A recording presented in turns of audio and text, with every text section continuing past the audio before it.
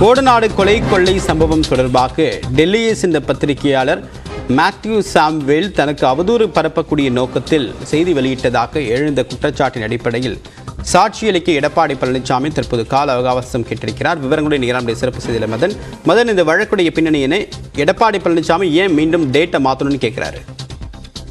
அந்த கொடநாடு கொலை மற்றும் கொள்ளை வழக்கில் தன்னை தொடர்புபடுத்தி அந்த வீடியோ வெளியிட்டதாக டெல்லியை சேர்ந்த பத்திரிகையாளர் மேத்யூ சாமுவேல், சயான், வாளையார் மனோஜ் ஆகியோருக்கு எதிராக 1 கோடி ரூபாய் 10 லட்சம் மனநஷ்டை கேட்டு அதிமுக பொதுச் செயலர் எடப்பாடி பழனிசாமி கடந்த 2019ஆம் ஆண்டு சென்னை உயர்நீதிமன்றத்தில் ஒரு வழக்கு தொடர்ந்தாரு.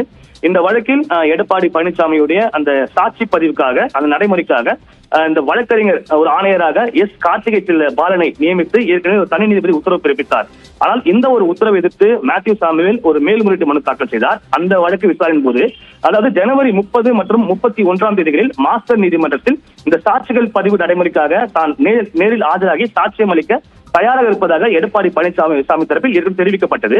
ஆனால் நேற்று தினம் இந்த வழக்கானது பட்டியலிடப்படவில்லை. இன்று இந்த வழக்கு மாஸ்டர் நீதிமன்றத்தில் பட்டியலிடப்பட்டது. ஆனால் எடப்பாடி பழனிசாமி ஆஜராகவில்லை. அவர் தரப்பில் ஆஜரான வழக்கறிஞரை பார்க்கும்போது, அதாவது இந்த மான நஷ்டஈடு கேட்டு தொடரப்பட்ட அந்த பிரதான வழக்கில் மேத்யூ சாமுவேல் தாக்கல் செய்த அந்த பதில் மனுவில் தன்னை குறித்து, அதாவது எடப்பாடி பழனிசாமி குறித்து அவதூறு கருத்துக்கள் தெரிவித்துள்ளார். எனவே அந்த கருத்துக்களை நீக்க கோரி ஒரு புதிய மனுவை உயர்நீதிமன்றத்தில் தாங்கள் தாக்கல் செய்துள்ளதாகவும், அந்த மனு தற்போது நிலுவையில் உள்ளதால் இந்த சாட்சி பதிவு நடைமுறையை வேறு தேதிக்கு மாற்ற வேண்டும் என்ற ஒரு கோரிக்கை இன்று எடப்பாடி தரப்பில் வைக்கப்பட்டது. இதனை ஏற்றுக்கொண்ட மாஸ்டர் நீதிமன்றம் இந்த வழக்கை மீண்டும் சென்னை உயர்நீதிமன்ற தனி நீதிபதிக்கே தற்போது திரும்பவும் அளித்துவிட்டது. உங்களுடைய விரிவான தகவலுக்கு நன்றி மதன். இனி அடுத்ததாக 1 நிமிட செய்திகளை பார்க்கலாம். பெண் நிர்வாகியை தாக்கிய வழக்கில் தலைமறைவாக